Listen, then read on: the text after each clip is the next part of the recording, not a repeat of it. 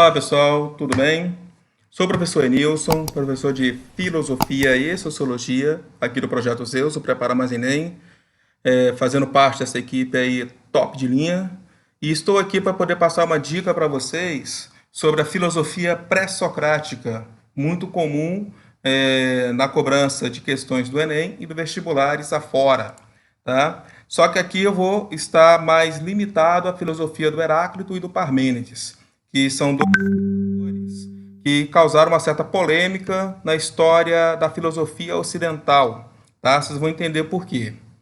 Primeiramente, é que a influência desses dois pensadores aqui é uma influência marcante que deu origem, em parte, à filosofia platônica, ao racionalismo, ao empirismo na era moderna e até mesmo em alguns embates ainda contemporâneos, como o idealismo alemão.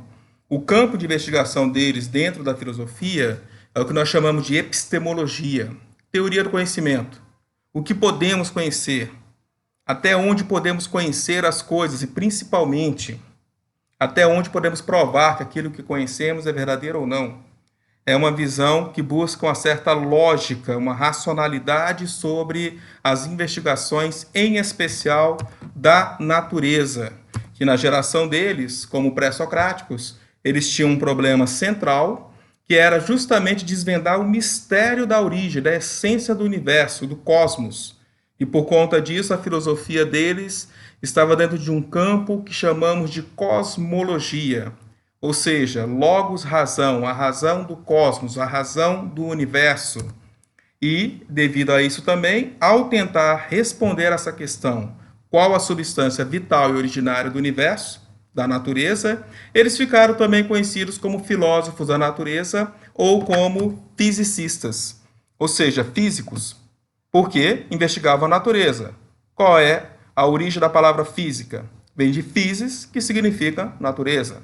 Gosto de alertar isso porque, às vezes, em questões de vestibular e Enem, eles usam esse termo ao invés de usar o termo pré-socrático. E assim vocês já ficam avisados. Até mesmo o termo naturalistas também pode aparecer em questões de Enem. Estamos falando desses pensadores. Não apenas de Heráclito e Parmênides, mas Pitágoras, Tales, Demócrito e tantos outros. Até aqui tudo bem? Beleza. Na escola jônica, que tenta responder essa questão da origem na natureza, nós temos o Heráclito de Éfeso, juntamente com Tales de Mileto, né? Que, ao contrário do Tales, ao invés de achar que a água é a essência do universo, o Heráclito vai considerar que o elemento fogo deu origem ao universo. Tudo se realiza a partir desse elemento. E devido a essa questão, ele vai criar, a partir do elemento fogo, uma visão de que tudo é absorvido, tudo se consome e tudo renasce a partir desse elemento.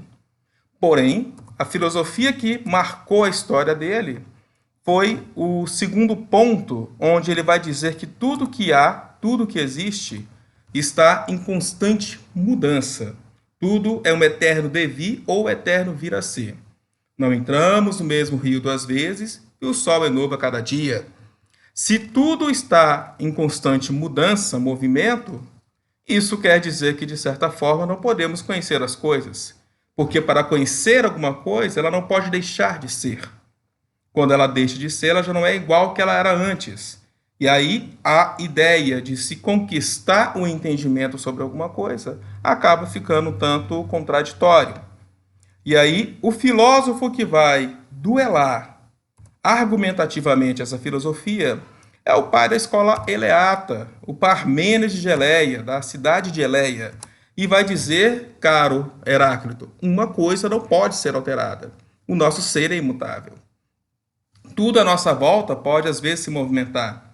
Mas se temos consciência da mudança, do movimento das coisas, algo em nós não está mudando. O nosso ser é imutável. Tudo que existe sempre existiu, uma vez que tudo se realiza a partir daquilo que é a essência imutável daquilo que existe em cada ser. Essas filosofias, esses duelos entre essas duas bases filosóficas, deu roupagem a várias outras filosofias que vieram depois. Mas é muito comum sempre buscar na raiz do pensamento deles algumas explicações sobre a filosofia do Platão, sobre a filosofia da era medieval, sobre a filosofia moderna, principalmente o racionalismo e o empirismo, como tantas outras.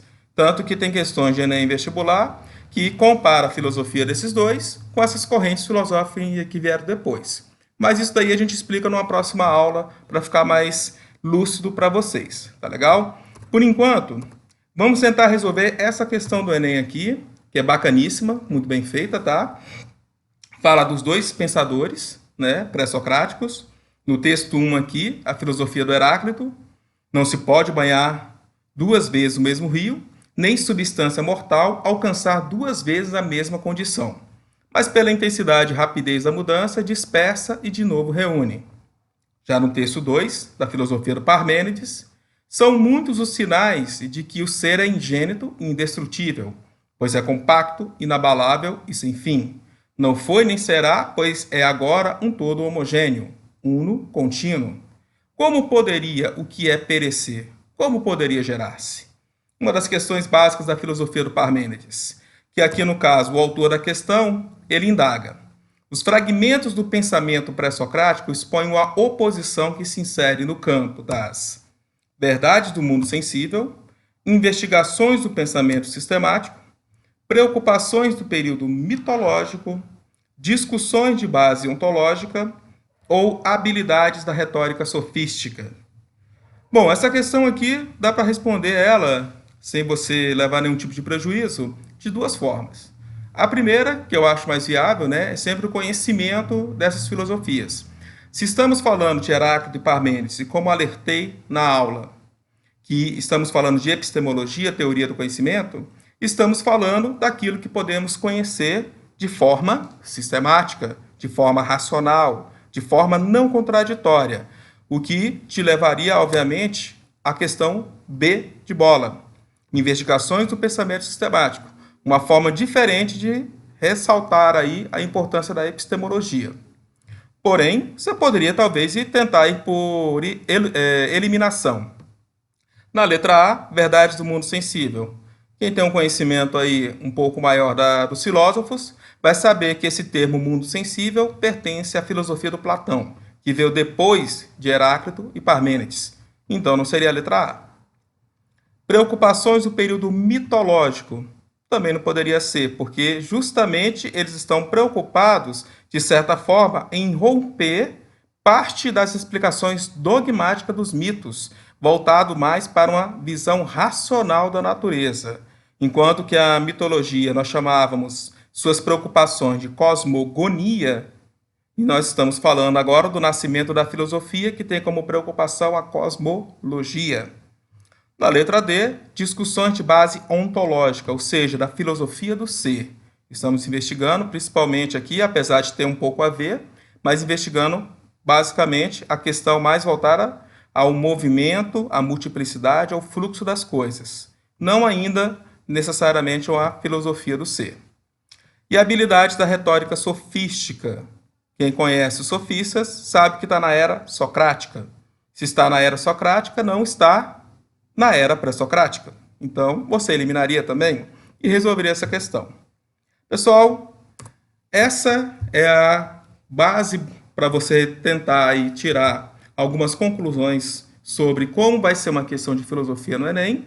E vamos ter outras questões aqui onde eu vou poder tirar dúvidas e ressaltar algumas estratégias para que vocês não caiam em armadilhas, tá? Até a próxima, sejam felizes, valeu!